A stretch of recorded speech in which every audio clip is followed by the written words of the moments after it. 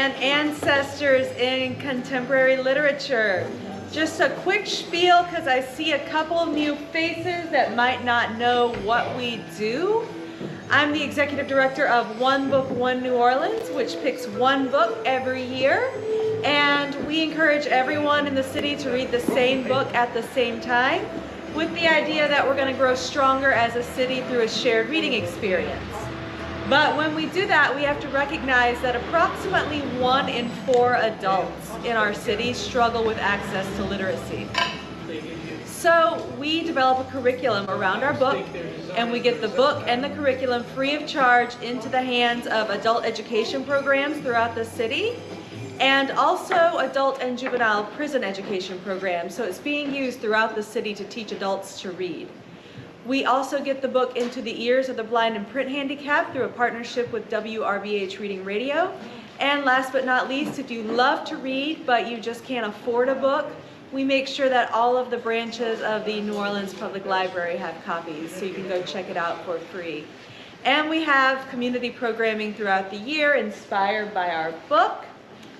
We also host Words and Music. So you'll see a QR code around that says donate to support this work. That's what your donations are supporting. That's this QR code you see.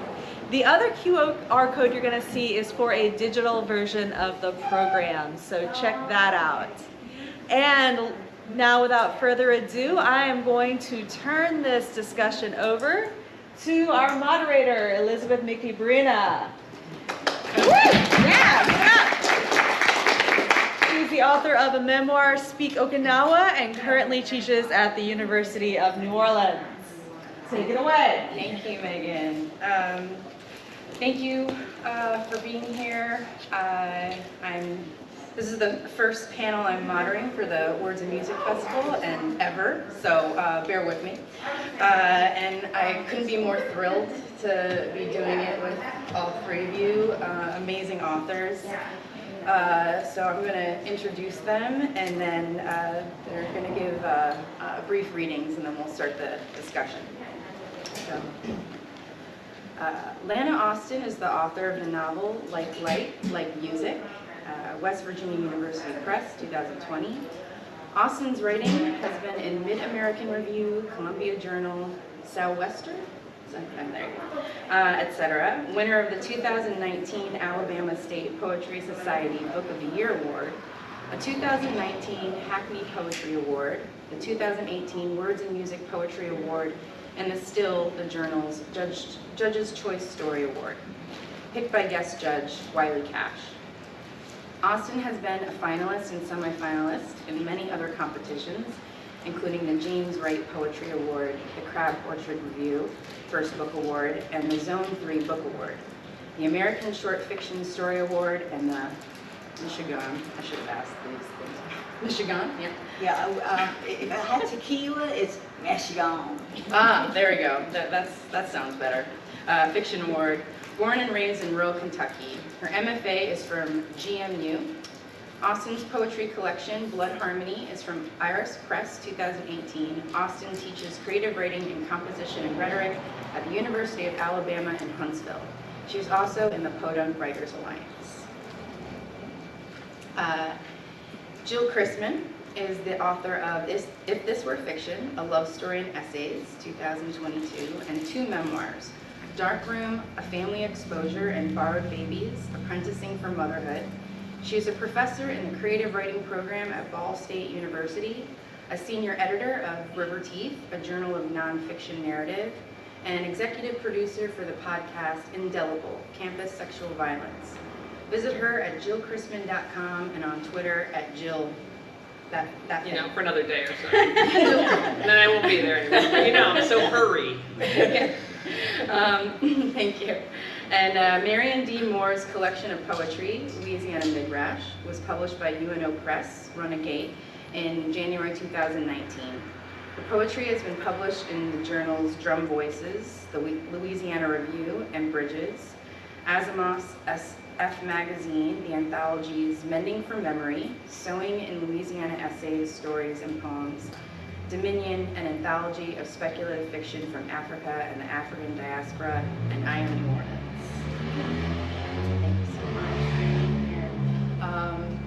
So would you like to start, Lana, and just maybe briefly introduce your work and then give your reading? Yes, ma'am. Hi, everybody. Normally, I don't need a microphone, and I'm a loudmouth, and I got in trouble in school for talking really loudly, even though my mama was a teacher, and the teachers told on me and told her, and I got in trouble at home too. But I've had a lot of hospital time this year, and I am actually nervous. I do a lot of these, but I'm nervous, but very, very thankful and honored. And I love this festival. I love what Megan does.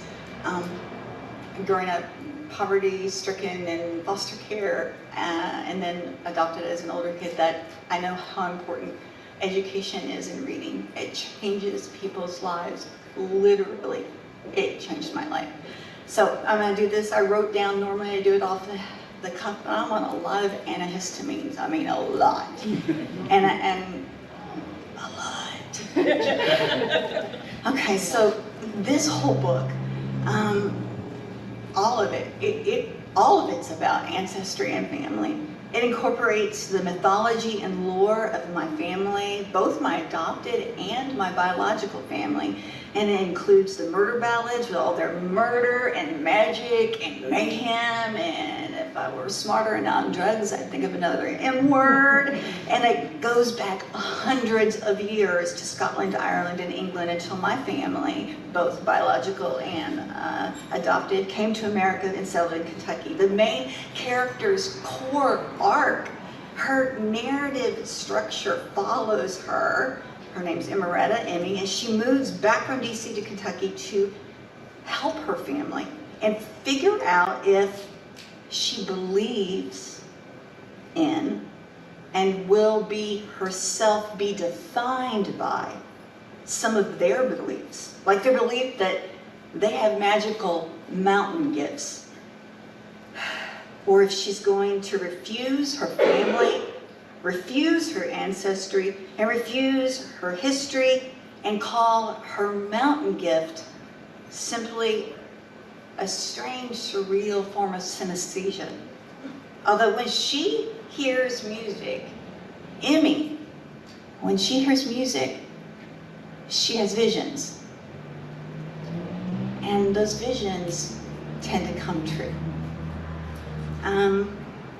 So I'm going to read real briefly. I'm going to set this up super fast. So all of the women in this book, while there are few men, and I do love you all, and all of you with penises in the audience, it's okay, we say penis, we're adults. I love you. You are in this story. There's some love and romance and some penises. It's really about a family and a lot of strong women who worked in the field, who worked when the husbands died, who kept each other going, who sang while they worked, who sang while they gave birth, it's the women. So all the women in this story are back together, and they're on the front porch of Emmy's family's little tiny yellow farmhouse, and horrific things have happened. But they feel safe there on that front porch. All those women on the front porch because they're with their family. And that's where we start. Fee and Deirdre sat in the swing, and little Maddie climbed back up into her grandmother's lap. And Kelly, she sat on the top step, while Emmy, she took the bottom one. For several minutes, none of them said anything. They looked out across the farm as the color touching everything changed and changed again, moving through many versions of gold and copper into blues and violets.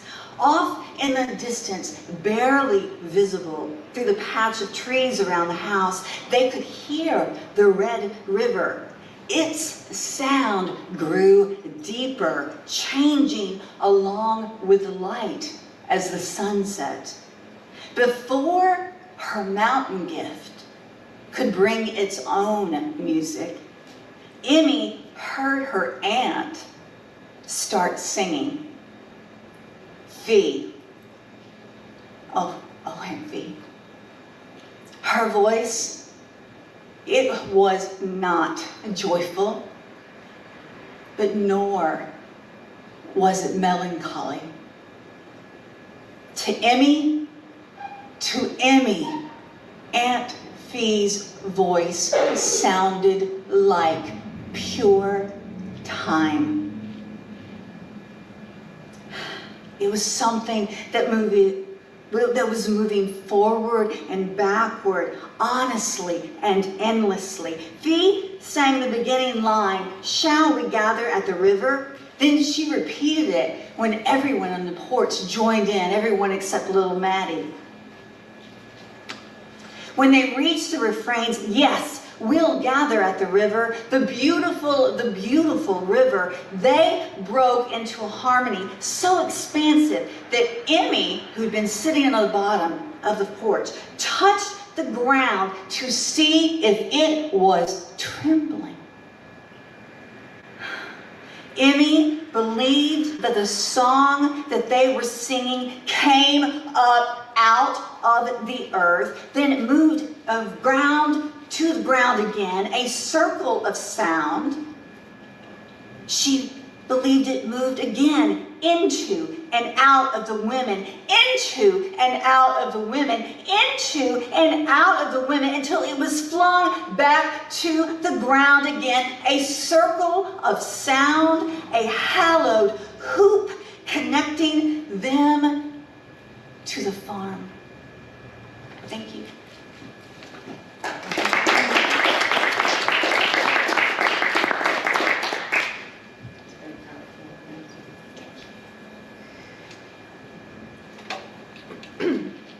Hi.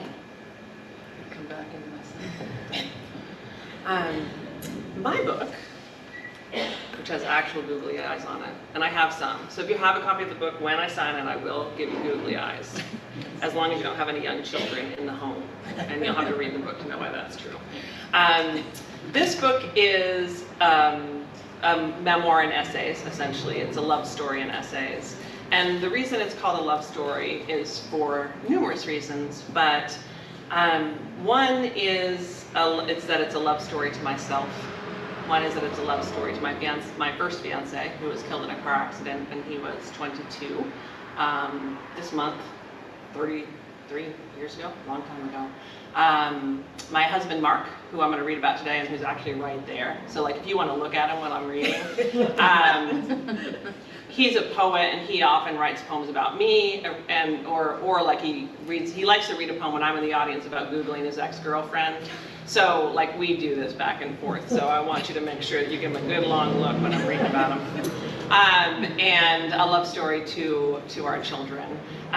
In terms of how this is about family, I think that everything I do is about family.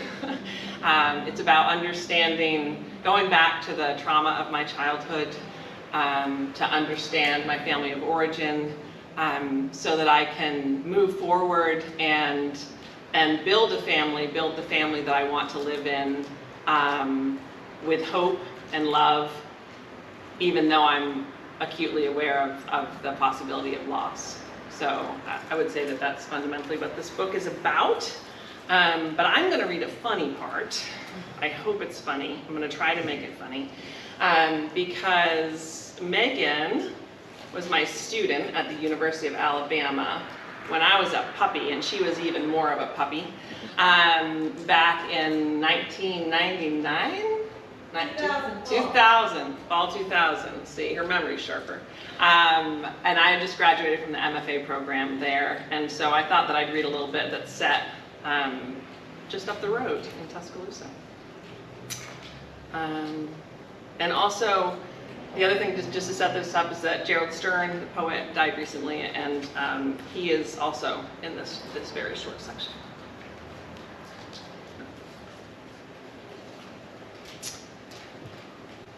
There was no funny business that semester, but when Mark and I worked together to parse the narrative structure in Harriet Doerr's incredible Stones-Free Bara, or I blanched openly in our discussion of Cormac McCarthy's truly gruesome Blood Meridian. Seriously, so much scalping.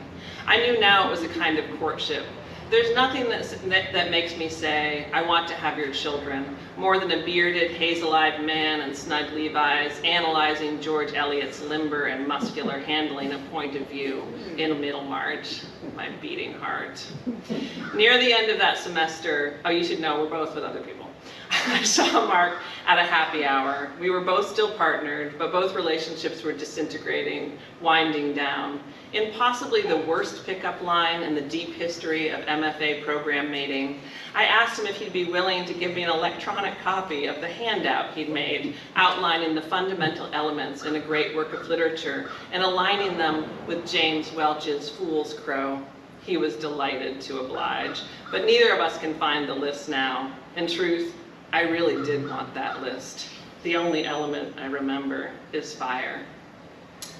A short winter passes and now it is spring in Tuscaloosa. Villainously, I have ended my own fizzled 3-year romance and have been hooking up after hours with a fellow graduate student anxious to cloak our lascivious mischief under the cover of darkness. His secret's safe with me, but even as I'm going about complicating with late-night liaison the plot of the real love story I'm trying to tell, some news catches my ear. Mark's relationship is on the rocks. The scuttlebutt around the program is that he's moved out of the apartment he shared with his librarian girlfriend, taking his shaggy mutt, Walt, with him. The magnolia is in full fragrant bloom, and everything that happens next unfolds in the present tense with no time for reflection, which is the way with early love. Another stranger is coming to town. Gerald Stern is coming to read, and I want to do something special for his reception, something impressive. I decide on cheese twists made from homemade puff pastry dough. I know I've got the right audience for this. Have you ever made puff pastry dough from scratch? Seriously, have you? Yeah. That dough requires a lover, not a baker. But perhaps I'm drawing a distinction where there should be none. I have a whole page about how I make it, but let me tell you, rolling, folding, chilling, rolling, folding, 3 days. Bake, cool, arrange in a sloping wooden bowl, gorgeous. Tuck them in with a tea towel to keep them safe. At the party for Gerald's turn, watch this scene unfold as if you're watching an episode of Seinfeld.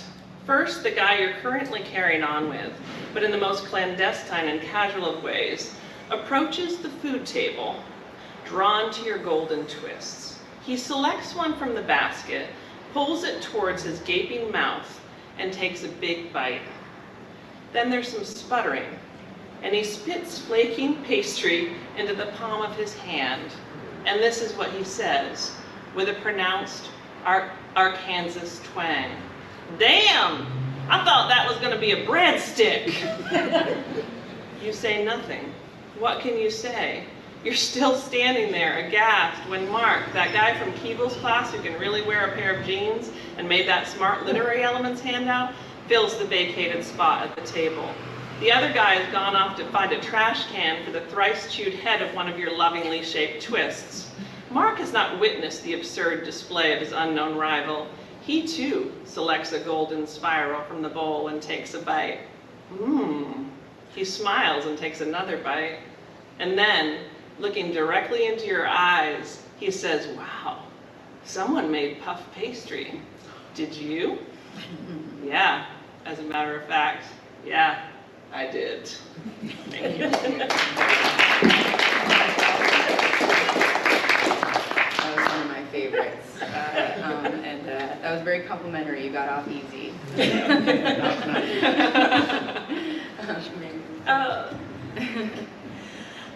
My book was published in 2019, as mentioned, and it is called Louisiana Midrage.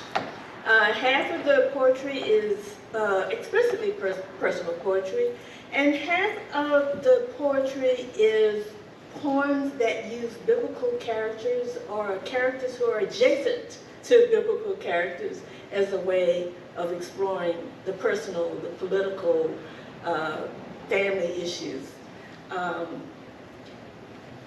Usually, in fact, I look at characters that you might consider to be adjacent to the characters that we know in the Hebrew Bible, the Torah. There are lots of stories about Moses. There's lots of stories about Abraham. I was interested in the stories of the people that they interfaced with, because like them, we are looking at, say, the great people in our lives, but our lives are just as important. And I wanted to talk about the ordinary people who followed those great people. For example, mixed multitude. I am the man who, chasing an Arab lamb, glimpses the flicker of flame, but turns aside to rescue the missing. I return to my flock, wary of wolves in this wilderness. I am the woman who hears a burning melody tumbling from russet leaves. God sings from a cleft in the rock. Yet I go back to camp, remembering my ailing mother and the water that I carry. I am the retinue that must be rescued by Moses, by Harriet, by Toussaint in his borrowed uniform. Released from my servitude, I hold my head high, brazen enough to ask for back wages. Tell the prophet that I was loyal to family, if not to God. I preserved the blaze of life, and I know where the bones of my forebears are buried.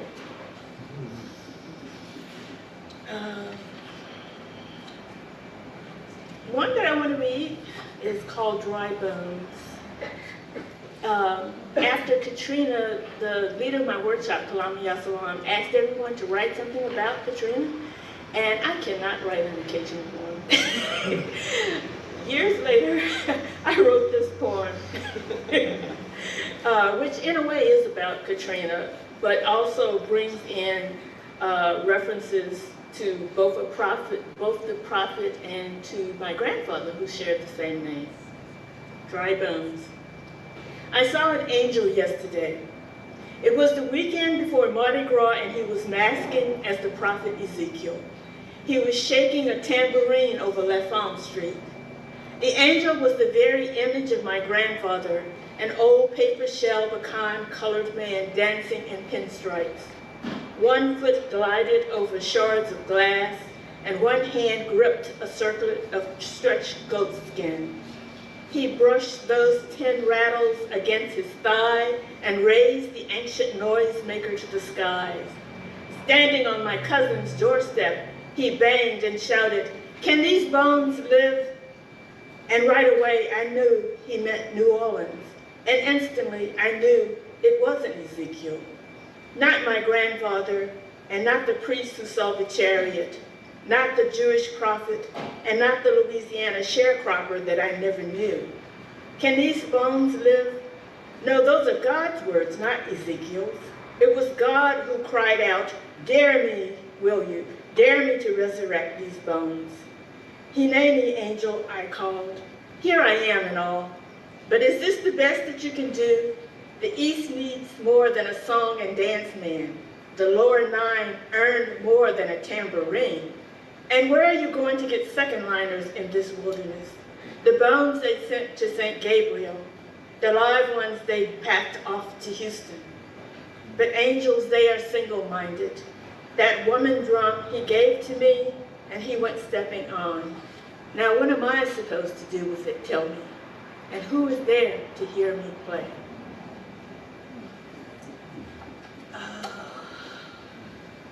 Let's see. Can read Jonathan's Sled. Jonathan's Sled. I don't know if you remember Jonathan's Sled. Do you remember the story of David and Jonathan? And David is hiding out because Saul has suddenly become jealous of how popular David is. So Jonathan, who is described as loving David, says, "Look, hide in the bushes and I will tell you whether or not you need to run for the hills or whether you can come back to court, based on what I say to my manservant," which was Jonathan's lad. "My robe draped about my hips, I fettle arrowheads. You are as golden as ripened wheat," Jonathan whispers in my ear. "I am a field of wheat," I reply. "I am a bundle of bound barley. He has forgotten how I came to be here. My father's debt, his doting paternal king, the deal struck until Jubilee. I am Jonathan's slave. I am Jonathan's slave. My master's draw is strong. His arrows fly true. On the morning of the new moon, he says, "Run, boy, run, father." Already I go further than any man, further than any slave, further than his father knows. When I look back, my arms full of barbed staves, I see them embracing Jonathan, the king's son, David, the king's champion. Their expressions are lost in morning light. The song of sobbing is loud in the field. The song of sobbing is loud in the field when Jonathan falls in battle. Beside his father, blood bathes the spring barley. We plant the viscera of Philistines with the summer wheat. And I am still a dead man's bondsman. Should I mourn him? Can property weep? Instead, I dream of Jubilee, to stand in my father's field again, to be no man's golden grain, to be no king's enslaved chaff. Yehuda. And this one is actually based on going to a family reunion. Every year we go to family reunion in Texas. In a way, I joked later that my family is almost like the song that's in Oklahoma where we talk about the farmer and the rancher never get along. Well, my mother's side of the family are ranchers and my father's side of the family were farmers. This is from my mother's side of the family. That land there, he points, that was Jesse's. We look, and I consider the bramble imprisoned by a razor wire and the story. A day of hard words over cotton prices, followed by a night filled with the sound of slaughtered pigs, and my great-grandfather fleeing for his life to the big city. My Jewish family would call this a pogrom, my black one, just business as usual, black folk having their land stolen. They say we could get that land back, my elder says. The words hang in the air, an unanswered question. In my mother's family tree, Jesse follows Jesse with never a David in sight. I'll tell you when the Messiah has come, when Jesse's David pastures his horse again in that field over there. And the last one I'll read is explicitly about family. My mother in the mirror. There you are again, reflected before me in the gym mirrors, and I have just enough Zen and physics, biology and Shinto to not greet your image with amazement. What is time anyway? But a cruel window silvered on one side and tossing back memory like light from 20 years earlier. If I push this treadmill from 3 miles per hour to 6, will I be running towards you or away from you? And what will that mean? Away from slim silver pills for seizures, away from tiny pink pills for pressure, away from daily shots of insulin for diabetes, but also away from being the first and only woman in my field, away from a community that knows my name, away from strangers that point me out with grudging respect. And what am I racing towards? My feet pounding, my lungs burning, pursuing the glimmer of my own identity in the glare of your overwhelming memory.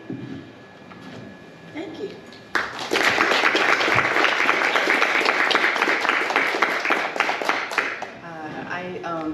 I never read the Bible, but I love how you made the stories come to life and made them contemporary, and it's something I can relate to. So just to give my panelists a heads up, I'm gonna skip the first question and save it for later if we get to it. It's a softball one. So bring the hard stuff. Just so we can get in there. Yeah. Okay.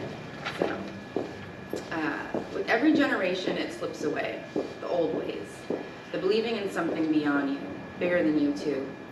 It's fading down where you live. This is a quote from Della, one of the characters in Lana's novel. It struck me because this is one of the reasons why writing about family, home, and ancestry is so important. Just the need to preserve the past and stay connected, and discovering and conveying that we are who we are, not just because of ourselves and our individual choices and idiosyncrasies, but because of everyone who came before us. Lana, could you tell us more about what Della is saying here, and for all the panelists, how is writing a way for you to uphold tradition, or rather pay homage to your heritage? Thank you so much. I love your questions, all of them. And I'll don't be here for reading to touch my heart. First of all, this is like directly about family. Della, it is fiction, and there are parts of it that are completely made up, but a lot of the characters are composites of real people, and the name Della is the name of my grandmother. In this story, she's the main character's great aunt.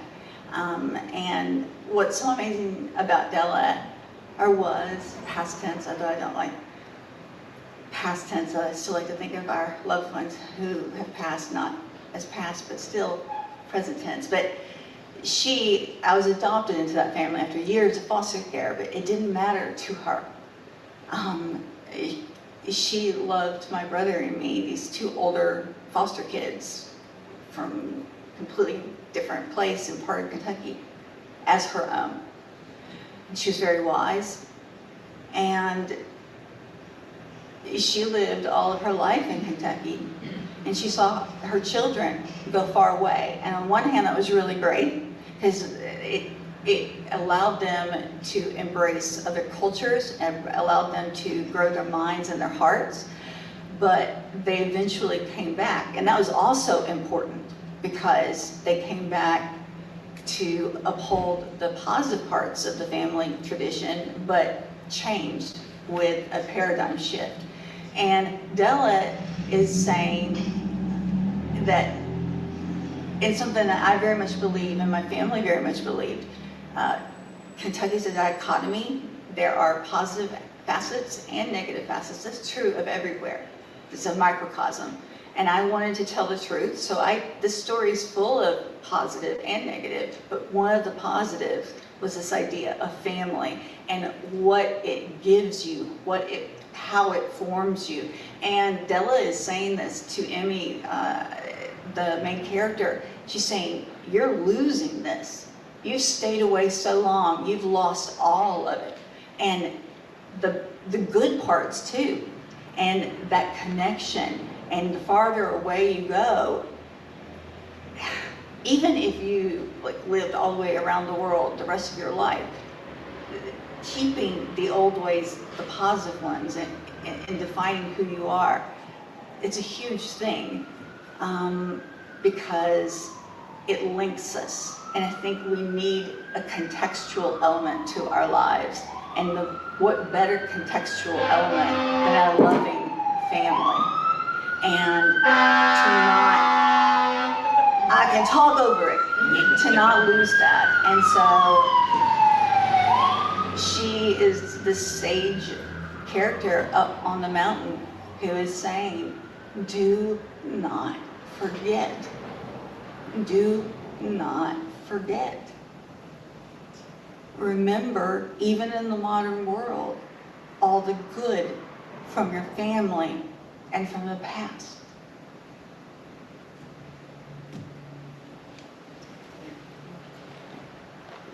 We're gonna go in order. Yeah, we're gonna do order. And I'm gonna prepare you. You're gonna answer this question also. Oh, goodness. So if you want to think about that while I'm talking, I feel free.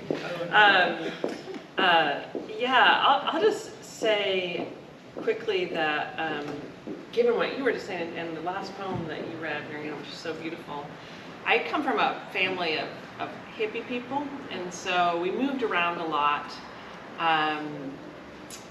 It's sort of like being a military brat, but with very different politics. And landed ultimately on a mountain in northeastern Washington State, where I went to high school off the grid in a marijuana growing community, rode my horse to school. Tremendously, I mean, amazing, right? I mean, the college essays wrote themselves.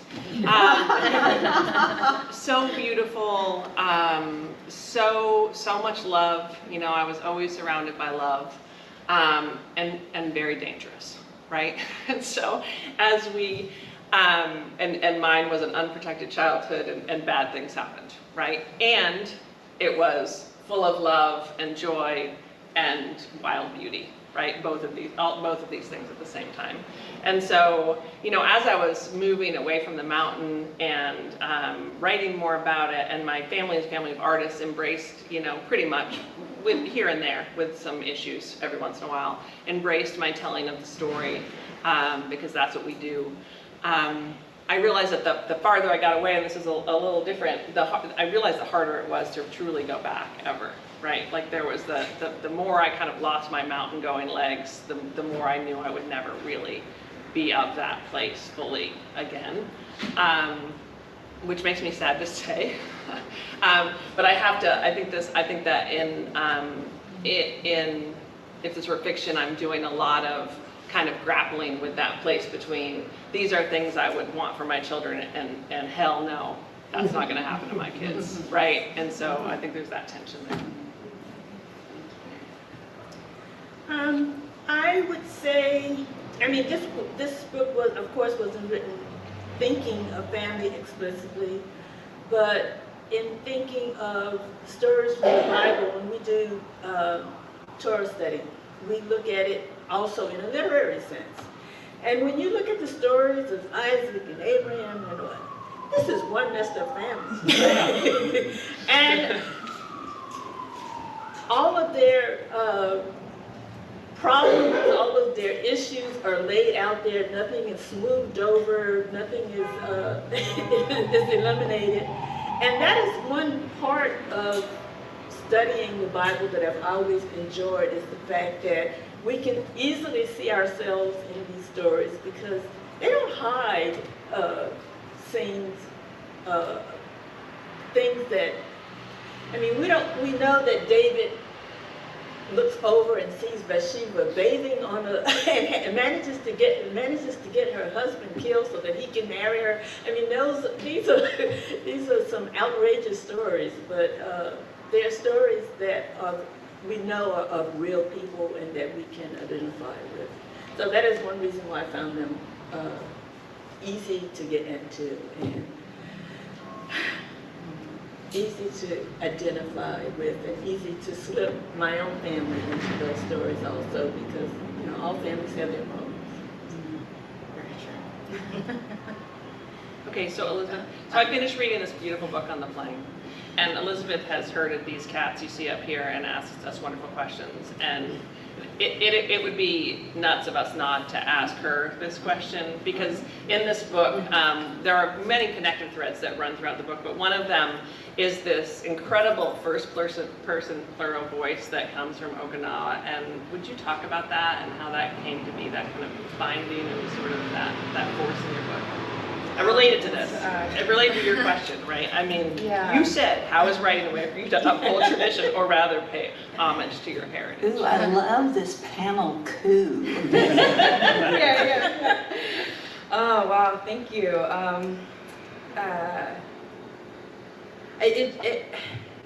Oh man, you said you were going to ask me a question, but I didn't know which one, so now I'm just like, Well, I have others. This is the first one.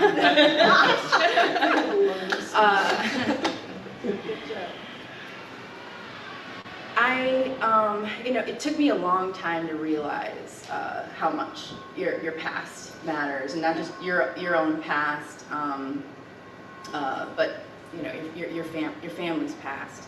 It just seems like it's one of those things that happens as you get older. Your past gets bigger. Yeah. And That is a great line. yeah, yeah. And so there's, yeah, I couldn't, I just couldn't escape it anymore. You know, who am I? Why am I like this? And it wasn't, and I don't know, and I had no idea anything about my mother's history of Okinawa until I started writing the book. And then as soon as I, as soon as I went down that rabbit hole, everything made sense. Everything made sense. Everything made sense about who she was and who I was. And so I can't, it's so important. You can't deny it. Right, you can't deny your past. You can't deny your heritage. As much as we like to believe, it's just like we arrive on this earth as a blank slate. Not we don't believe that, but you know, many people do. So that's why it was so important to me. And the first person plural was a way for me to really claim it as I'm part of this. You do. Thank you. And oh my gosh, where do we go next? Let's go. I'm going to give Jill the floor for this next question because I think yeah. So in both good therapy and writing, we work our way to a kind of cohesion, an order in the senselessness we can live with. To survive, we might bury our traumas or skirt the edges of our grief. But to heal, we have to write through the middle. And this is a quote from Jill's essay, Going Back to Plum Island. And it's just gorgeous and devastating and really triumphant. Yeah, oh, absolutely. So I know I often feel like writing is a confrontation. And I'm usually writing to face something, which is literally what you're doing in your essay, because I feel like I need to deal with it to let it rest.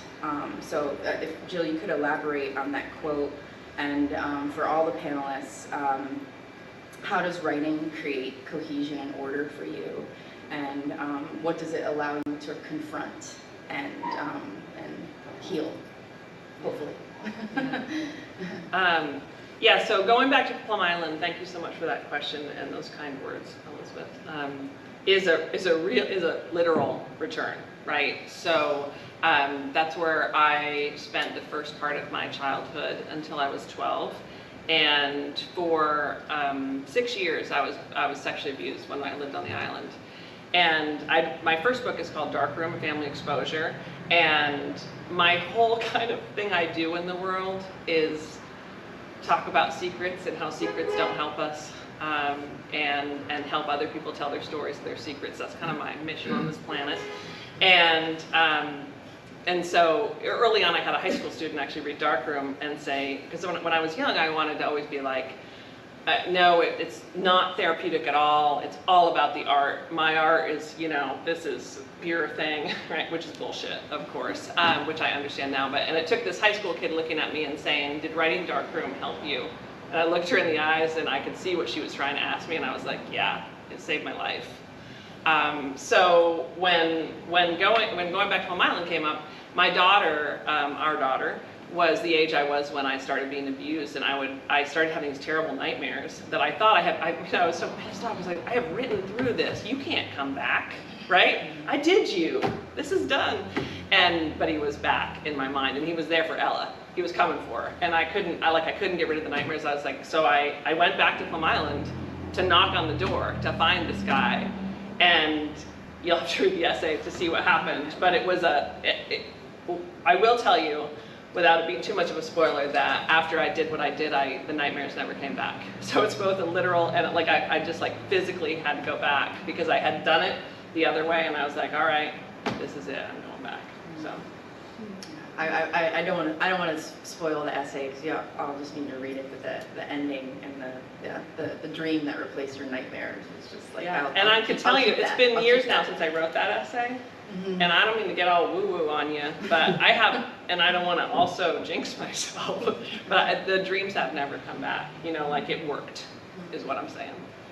It does. For us at least. Yeah. Lana, could you talk about this? Yes, ma'am.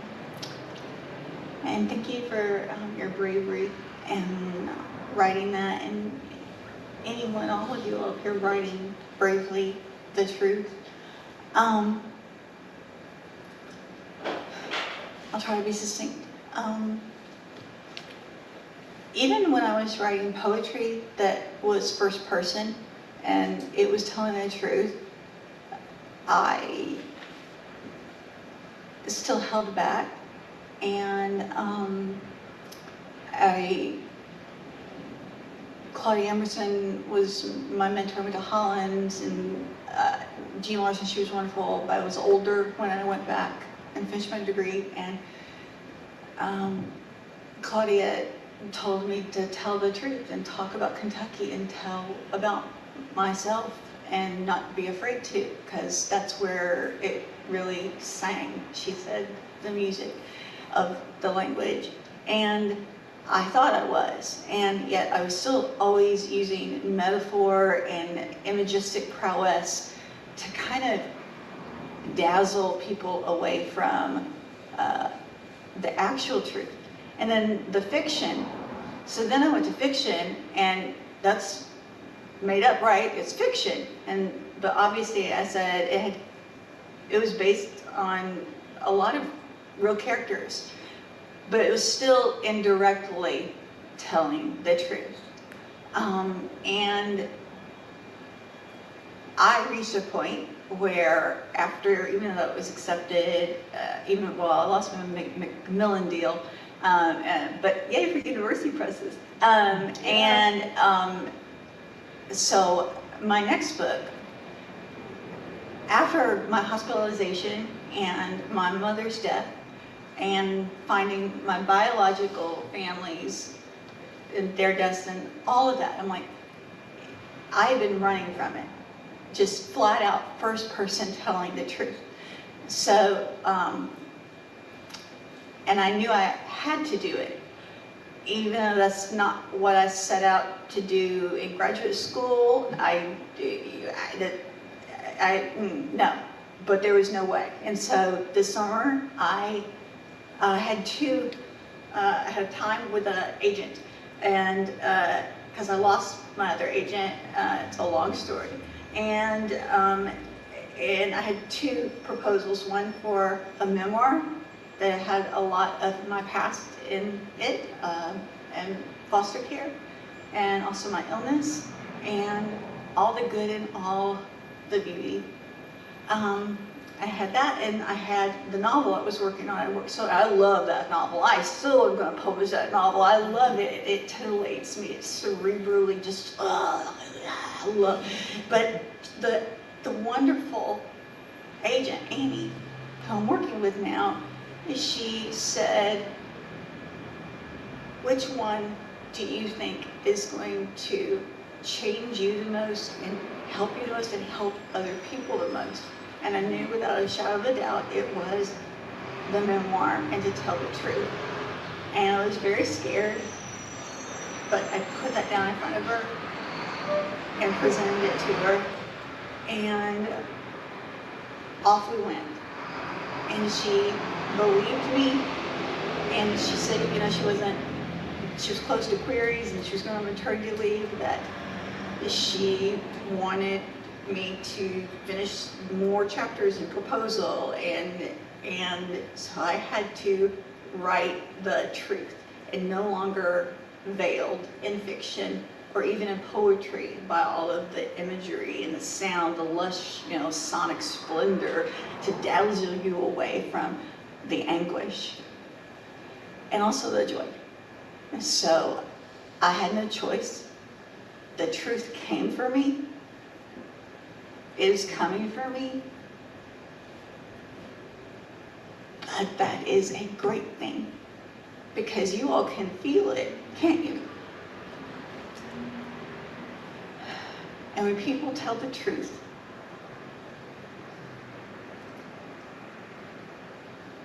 it helps change other people, and you can feel the synergy of that, and it comes back to you, and it is cathartic, and then it's cathartic for you.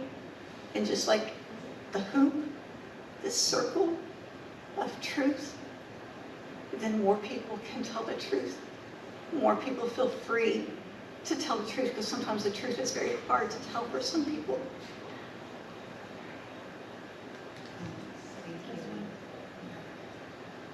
It's true. It does give you permission, and when other people tell their truths. So I will say that probably like most people in my generation, when I heard stories from my parents, from my grandparents, from my cousins and uncles, is that I would, the kind of stories, I had to walk to school in the snow both ways, uphill both ways. I rolled my eyes. Yes, I rolled my eyes. Now I wish I had been writing those stories down, and now that's what I find myself doing now, is trying to recover those stories, because now they, like you said, the past gets larger. Now they are important to me, and now when I read stories about civil rights leaders or political leaders, I know that there were people who were following them who had their own stories, and I want to know what those stories are. And so that is what I have tried to do, is to pick up those small stories of other people who were in the movement, not in the movement, because I find those just as interesting as the large stories. And you just do a great job of giving voice to other people's stories in this book, like just like people on the street, passerbys, right. They all have stories, and helps us confront our own. Let me just be mindful of the time. So. Goodness, I have so many questions. And when I saw your ambitious question, that was I don't know how long these things take, but I should have known. Goodness, which one? There's so I will just decide. I'm just gonna because I feel like we touched upon this topic in our discussion. So. And you read this poem, Mixed Multitude. So, tell the prophet that I was loyal to my family, if not to God. So that was a line from Marian's poem. And when I read this line, I thought about how being loyal to one person or thing sometimes means betraying another person or thing. And hopefully, I mean, I like to believe this because I write nonfiction, and I'm always telling people's secrets, people's stories. That hopefully, if you're being true and loyal to yourself, you're being true and loyal to everyone else. That's the hope, at least. So, if you could say a little bit more, because I remember, if you could say more what you meant by this line and in the poem, Marian, and then also for all the panelists, how does your family take it? I guess how is writing about your family, your home, your ancestry, like even when you're telling all their secrets and exposing their flaws, how is that still being loyal?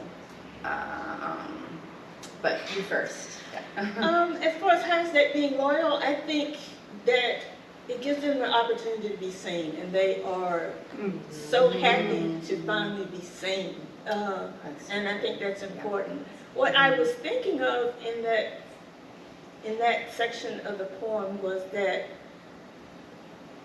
the Israelites at that time may or may not have been that loyal to God. I mean, they complain all the time. We know about them complaining in the desert, but they start complaining in Egypt, saying, I'm not sure if I really want to go. So but they are complaining as a group. They are complaining as a family. They always remain together, and they are always, when they leave together. In fact, they managed to drag some other people along with them who joined their family. So there are always these great ideas that we have, democracy, whatever, but are we loyal to our family? Are we? And that is because that is who we're closest to. And that is who is easier to be loyal to. Who is easier sometimes to question and to argue with and to disagree with, but still be part of that family. So that is mainly what I was thinking of. And the line about, what was it, that I know where my forebears are buried, is partly there's a tradition that they're getting ready to leave and they want to take Joseph's body with them, but nobody knows where Joseph is buried. But there's one woman. There's one member of the family who says, I know where he's buried. So that we want to go forward all together. And that is what I was thinking of. Yeah, that makes sense. Going forward, Dan. Yeah, all of that. The one thing I'd add, I know there's people in this room who are thinking, can I say this thing, right? So I want to say, first of all, yeah. And also, I've been hanging out with memoirists for a very long time at this point, and I can tell you that I have heard over and over and over again the story of, I thought this was the thing that I shouldn't say, and I was wrong. Nobody cared. Everybody was glad, right? I've never known anybody who was right about the thing that was going to upset somebody. Now, does this mean that people are never upset? No, it does not. But is it the thing you think it's going to be when that little person's sitting on your shoulder while you're trying to write? Probably not, right? So you might as well just give it up. So there's that, right? And also, I think that when we think about what's our story to tell, and really focus on that and think about what that deepest truth is for us, that can help to guide us. And the people who are also in that story will understand that and see that you're not leaving yourself out of that equation, right? You need to turn the lens on yourself. You also need to have empathy for yourself.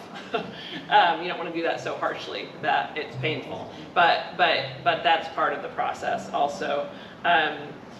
When I published Darkroom, I was like, wow, I was so excited that the book was coming out. It was like this weird experience in my youth where the first place I sent it, it was published, right? So I didn't even know what was going on before it had gone from a completely private thing to this public, and I was like, whoa, whoa, whoa.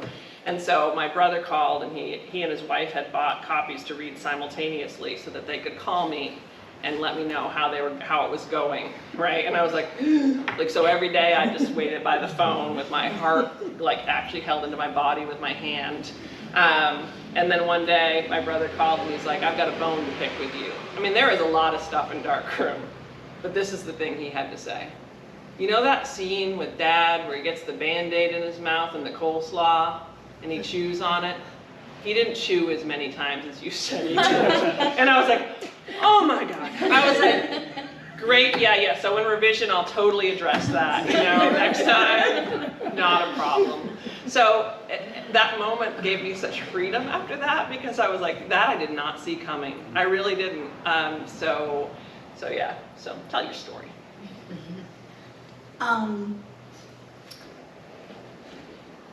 This is the most important question for me, and why it took me so long to write this memoir, because it's not just about me. And to tell the truth requires me to tell the truth about my biological family and my beloved biological half-brother. And he has made it, it's not coincidence that all the fiction and short stories that won awards that got published were just veiled versions of that in his story, which includes his time in foster care, and he protected me and saved me so many times from so much. I would have had a lot more horrific things happen to me if it weren't for him. So he saved me. He's 3 years older from, I say 70% of the horror. And yet he's the one, despite being this sweet, kind, sacrificial, loving brother, really good kid, pre-med, student of the year, all of those things, genetically, has it from both sides of his biological family. He was like destined to be an alcoholic and to end up in jail because when you drink enough and you pass out enough and you get DUIs and you get drunk and disorderlies, and my loving, kind, adoptive parents going, what did we do wrong? We showed him so much love. Yes, there was so much love. But he was 9 by the time he was adopted. And I was 6. And I didn't want to expose that. I didn't want, and I guess I had shame too. And I shouldn't have shame. I have nothing to be ashamed of, and neither does he, because it's a disease. And he had a horrible childhood and has horrible genetics, and he is fighting so hard. And I risk the most by writing about that and writing about him, but I cannot tell the truth of my life without him. Because also he has the same, like, I have this genetic disorder, and he has it, his kids have it, my kids have it, and it almost killed me, and we want to survive it. So but how am I loyal to him now, and how I figured that it was okay to tell the truth, because I honestly believe that, especially now, to lie to him or to not talk about it doesn't help him. It would only help him perpetuate his illness.